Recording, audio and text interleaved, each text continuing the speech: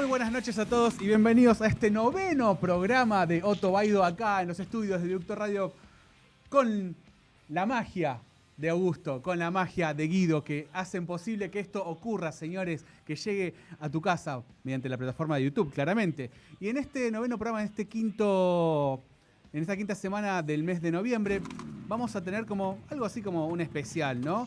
Vamos a tener la participación de Vir Guidetti, que nos va a traer un viajero. ¿Cuál será? ¿Lo viste por las redes? Si no te enterás ahora. Vir, muy buenas noches. ¿Cómo estás?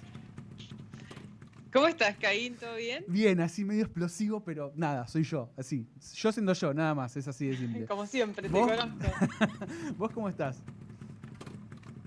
Bien, todo bien. Estoy en San Lorenzo ahora. Me vine para Argentina. Sí, y te viniste y finalmente se te dio. ¿Pudiste encontrarte con ese amor, con esa austríaca o no? Es austríaca, claro, Sí, sí. claro. Tengo finalmente mi Husqvarna, que la estuve Bien, esperando más de 6 meses. Y es una marca sueca en realidad, pero ahora es la verdad. compró KTM, así que la hacen en Austria, bla, bla, bla. Y sí, la tengo acá en mi casa. No la No podés puedo creer, creer. tal cual. No, vimos las fotos, es más, seguimos todo el proceso de tus redes sociales de cuando la agarraban, la subían al camión, cuando la bajaban y el encuentro. Sí, Qué bárbaro. Yo te juro que fue como una película, ¿me entendés? Porque vi toda la historia y dije, finalmente se encuentran, no lo puedo creer. Pero bueno, nada, gran momento. Y sí, felicitaciones, ¿eh? finalmente, te juro. Sí, estaba muy, muy emocionada. Bueno, y ahora pues, te diste un par de vueltas, ¿estás planeando algún viaje corto o algo así? Estoy haciendo todavía el Ablande, ¿viste? Ok, Tiene menos de tranquilo. 80 kilómetros hechos y la quiero preparar. De hecho, le voy a poner un kit de rally que hacen los chicos de Reload Ah, mira. y la voy a preparar para viajar. O sea, no es una moto para hacer grandes trayectos, ¿viste? Porque es monocilíndrica, todo lo que quieras, pero la voy a preparar, ¿viste? Para recorrer Uruguay, sobre todo, Qué que es lindo. como, puedes hacer distancias cortas en el día, así que para eso, más que nada, la quiero tener lista. Bueno, y hablando de viajes cortos, largos, ¿qué nos trajiste hoy, Vir? Danos un poco. Bueno, les traje a Mariano Richards, que vos Ujú. sabés que yo lo conocí a él cuando estaba haciendo de delivery para el restaurante de unos amigos. ¿Vos estabas ¿Estás haciendo de ahí, Marian? delivery? Sí. ¿Te escuchás? Sí. Sí, ¿qué tal, María? Muy buenas noches. ¿Cómo Sí. estás? ¿Qué tal? ¿Todo bien? Bien, a Y ver si bueno, lo... él estaba haciendo de delivery Ah, él. siempre que hay alguien en moto, ¿no? Uno pregunta, ¿viste? Che, ¿este chico quién es? Él había salido. Y me dijo el dueño del restaurante que había hecho un viaje espectacular y siempre me había quedado como la cosa de preguntarle, de charlar con él, porque al final nunca nos cruzamos a hablar. Así que qué buena esta oportunidad que de la columna de viajeros para charlar con él. Totalmente. Sí. Se Bien, fue. gracias por invitarme. No, un placer y gracias a vos Se, por sumarte.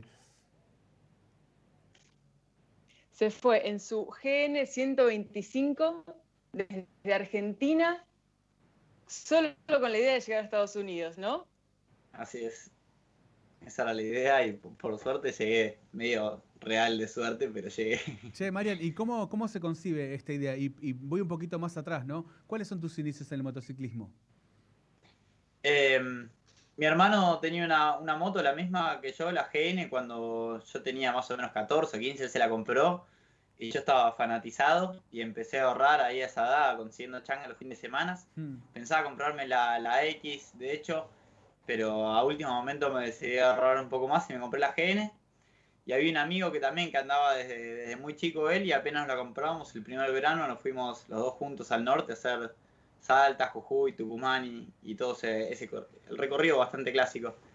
Y nada, de ahí quedé fascinado y, y después nada, volvimos acá a Buenos Aires y allá en el primer viaje se nos ocurrió a él lo bueno que estaría hacer el viaje hasta allá. No sé si pensamos Estados Unidos o Alaska o simplemente hacer el viaje de recorrer América, viste, en moto. Y nada, los dos estudiamos ingeniería y después volvimos y yo terminé dejando la carrera medio que a mitad de año, un poco más adelante. Entonces le dije, che, yo lo voy a hacer ahora porque si no, no va a hacer nunca. Nada, y él estaba en medio de la carrera y me dijo, bueno, Vamos. yo en esta no puedo acompañarte. Si lo hacemos en unos años. Y nada, yo me mandé en ese momento. ¿Solo? Sí, ¿Y sí, sí, no, tenías no, la ruta medio armada?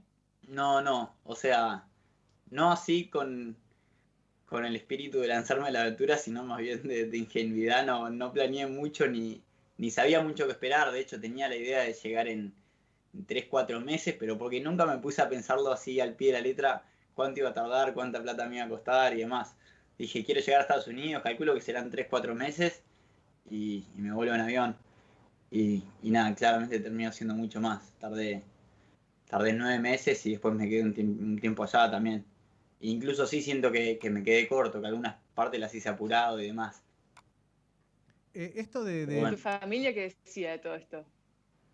Y antes de irme yo lo decidí, me fui como un mes y medio después. Yo tenía 19, dije, bueno, cumplo 20 y un par de días después de mi cumpleaños ya salgo. Y faltaba un mes y medio.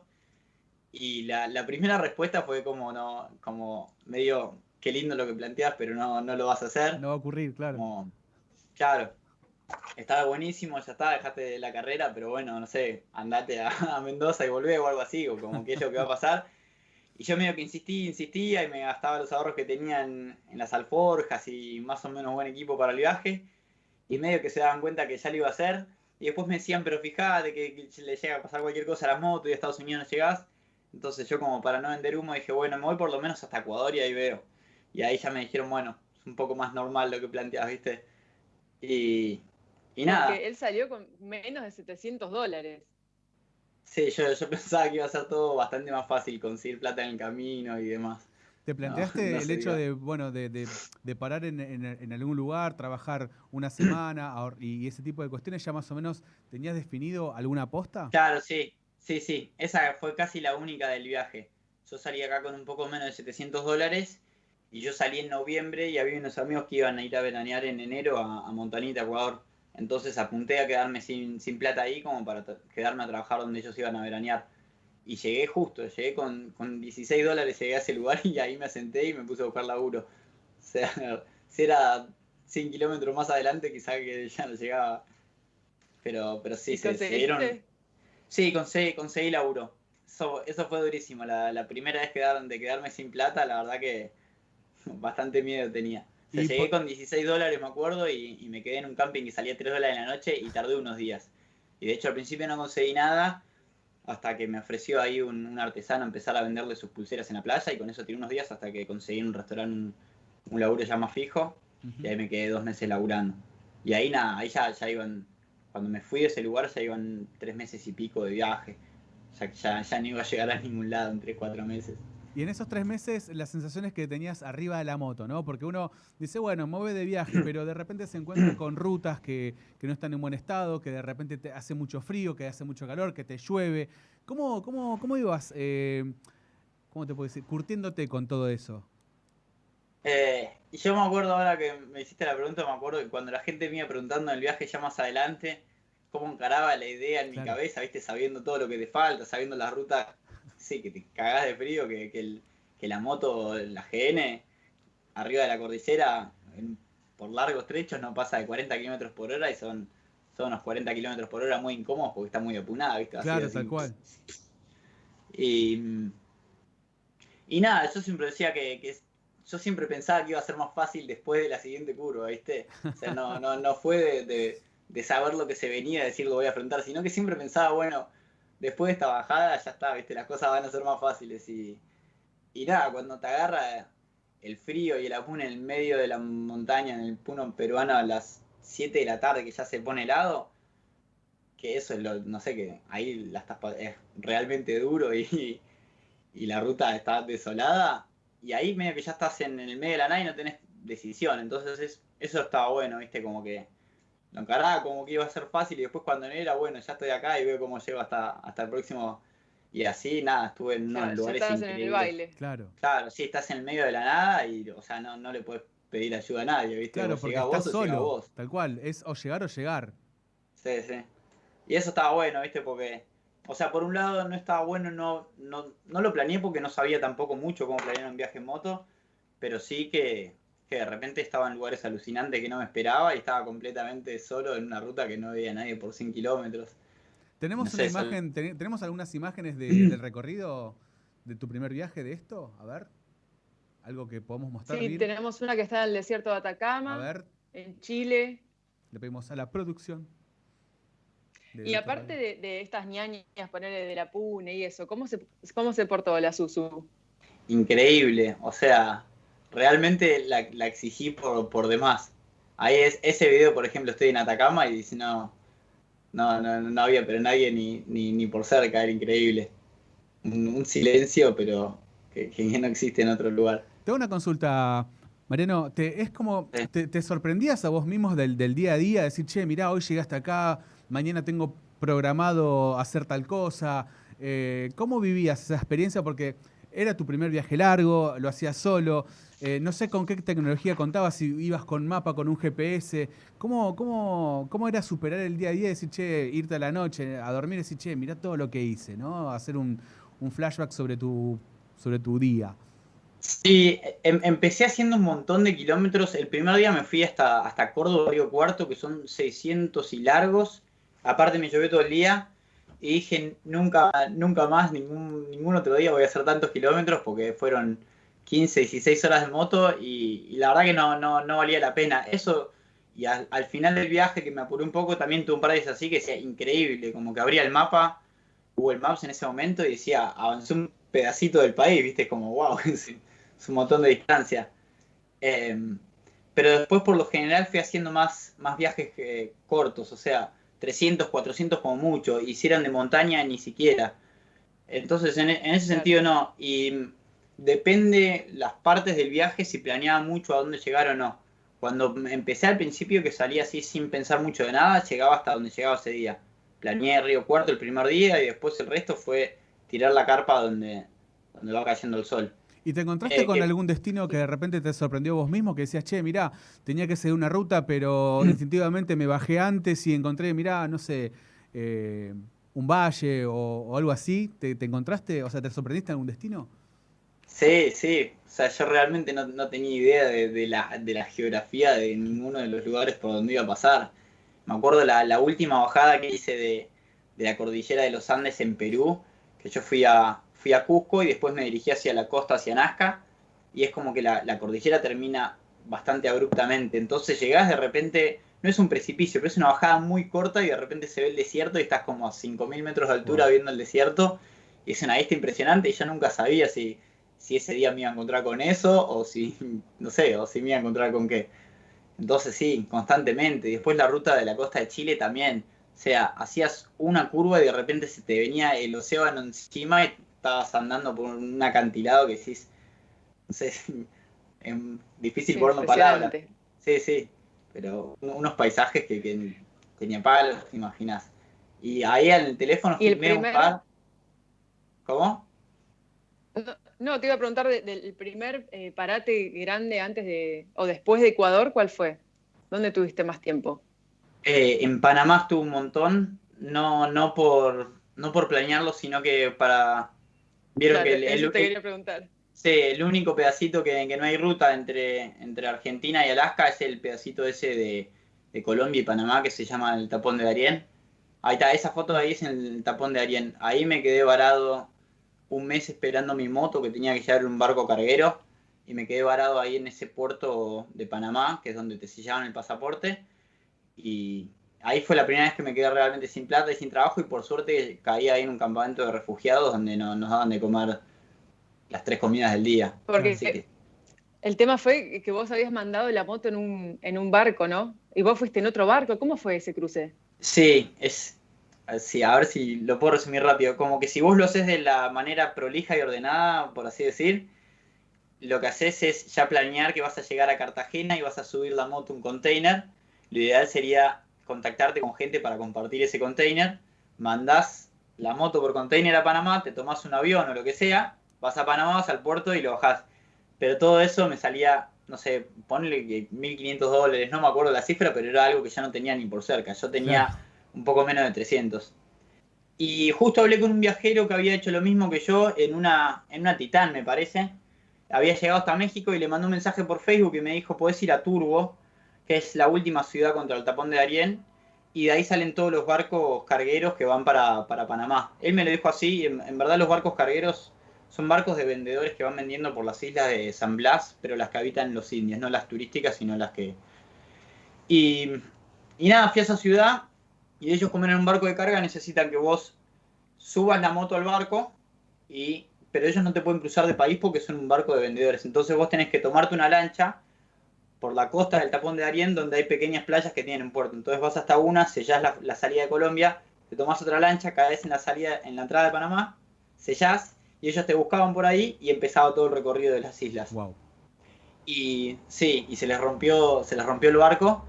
Yo les pagué, o sea, también mucho menos de lo que me pedían. Me pidieron $600 en un principio para viajar, y yo cuando llegué a esta ciudad me queda un poco de plata colombiana y $250, y le dije, esto es lo que tengo. Claro, Además tómalo, déjalo. yo sentía que si cruzaba ya a Panamá, era como la única traba gigante del viaje, porque un montón de viajeros se quedan ahí varados meses y meses en Cartagena viendo cómo cruzar. Y yo estaba decididísimo a cruzar, y le dije, te pago toda la plata que tengo, pero es esta. Y se me cagaban de risa, me dijeron 500, y le dije, no tengo. 400, no tengo, le dije 300, le digo, no te estoy mintiendo, tengo 250. Me dijo, bueno, ok. Y ahí me cuentan lo de las lanchas y me dicen, la lancha te sale una $20 y la otra $10. Y yo le digo, bueno, mirá, no tengo ni para pagar esas lanchas, así que te voy a tener que terminar pagando 220. Y me dejaron subir la moto más por buena onda que por nada, pues se dieron cuenta. O sea, yo le dije, si me pones el precio, simplemente te tengo que decir que no y tengo que volver. Pero no puedo negociar, es lo que tengo. Claro, es lo que hay. Sí. Y nada, bueno, se les rompió el barco a ellos, entonces yo cuando fui a sellar ahí en Panamá, ellos me tenían que pasar a buscar al día siguiente, y no llegaron. Yo ya ahí les había dado toda la plata y me había ido con comida ahí. Pero bueno, me prestaron monedas ahí, estaba con un grupo de argentinos que conocí en la lancha, que después ellos siguieron viaje en lancha y yo me quedé ahí. Pero bueno, ahí la gente me da una mano y conseguí para llamarlos un par de veces por teléfono. Y nada, al principio pensé que me habían robado la moto. Esos días la verdad que estuvieron bastante duros porque era malísimo. Sí, pero bueno, y tardaron un mes y llegaron, y ahí me levantaron y yo no sabía, yo pensé que íbamos directo a Panamá. Todo esto todavía no estaba enterado que iban por las Islas de los Indios. Yo pensé que llegábamos en 2 o 3 días. Y nada, estuvimos 15 días más arriba del barco, pero eso fue increíble. Eso sí que fue de lo... No. Tremendo. O sea, ir por las Islas de los Indios de San Blas, no sé, es indescriptible el paisaje ese, pero es como una laguna gigante. Nada, con islas perfectas, algunas de 3 palmeras, a otras a una ciudad entera, ¿viste? Pero nada. Y, o sea, que la moto estuvo cargada arriba de un barco más de un mes y medio, 2 meses. Sí, y el puerto era medio río salado, medio río dulce. Sí, se me hizo bolsa. Desde esa instancia, o sea, hasta ese punto, que además hasta ahí fue casi todo cordillera, o sea, era cordillera y no cordillera. O sea, que yo a la moto ahí le di con todo, pero hasta ese punto me aguantó bastante bien y con muy poco problema para lo que le exigía. A partir de ahí, que ellos no la cuidaron nada ese mes que estuvo en el barco, ni la bajaron ni demás. O sea, después tuvieron que cambiar de barco y la sacaron y nada más, y la pasaron ellos y me rompieron el parabrisas, o sea, como re descuidados. Desastre. Y sí, y desde ahí que la moto se oxidó toda, que tuve que ir cambiando los repuestos de transmisión, todas pequeñeces, nunca nada de motor serio, pero sí que me empezaron a fallar pequeñas cositas. Claro, y además todo suma cuando no tenés un presupuesto, viste, como destinado para la moto. Vir, te dejo a vos para ir cerrando porque nos tenemos que ir yendo. Pero bueno, sé que hay miles de preguntas, sé que Mariano tiene también miles de anécdotas para contar. Sí. Vamos a hacer una segunda parte, no es chamullo, es real, va a ocurrir, pero para ir cerrando esta primera parte, nada, todo tuyo, Vir. Bueno, ¿volverías a hacer un viaje así o es de esos que decís es una vez en la vida? Sí, más la segunda opción. Como que yo si hubiera sabido que el viaje iba a ser tan difícil, no hubiera salido. Pero ahora sabiendo lo difícil que es, lo haría mejor preparado y por otro continente. Me encantaría hacerlo, no sé, por África en menos meses y teniendo los ahorros para hacerlo, como meramente a viajar, no tanto a la aventura. Sí, es peludo. Y otra más, te vi en Instagram tocando una canción de Debussy en el piano, ¿puede ser? Sí, me gusta tocar el piano también. Muy impresionante. Hay que verlo. Qué bueno. Recordanos tus redes, Marian. ¿Cómo? Recordanos tus redes sociales. Tengo Instagram que es @Marriots, es como Mario pero con doble R y TS al final, Marriots_. Y después nada, Facebook se llama Mariolo Richards, pero no lo uso mucho, uso Instagram más que nada. Perfecto, lo vamos a dejar acá abajo en la descripción del video. Bueno, nada, mil disculpas, pero bueno, el tiempo a veces nos queda corto y mucho más cuando tenemos muchas cosas para contar, ¿sí? Agradecimientos en nombre de todo el equipo de Otobaido. Mariano, muchísimas gracias por participar y por ser parte. Dale, gracias a ustedes.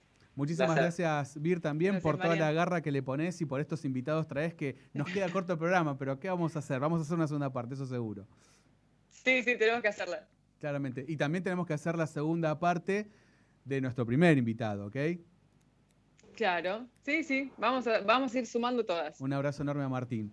Bueno, Vir, muchísimas gracias y nos vemos el mes que viene, ahora, en un par de semanitas. Y sí, en breve. En breve, así es. Gracias, Vir. Buenas noches. Buenas noches a Vir, buenas noches a todos y buenas noches a la gente de Viaducto Radio que, bueno, gracias a ellos estamos acá y te llevamos el programa a tu casa para que lo veas cuando quieras por la plataforma de YouTube. Agradecimientos, a Pablo, a Andy García y a Julieta Jarazo, que son un apoyo incondicional. Lunes a lunes están del otro lado dándonos el mejor de los feedbacks. Bueno, no mucho más que agregar. Muchísimas gracias, buenas noches. Y recordad que cuando vas por la calle no se trata de ser el más rápido, sino de ser el mejor. Por eso maneja con precaución. Nos vemos el lunes que viene.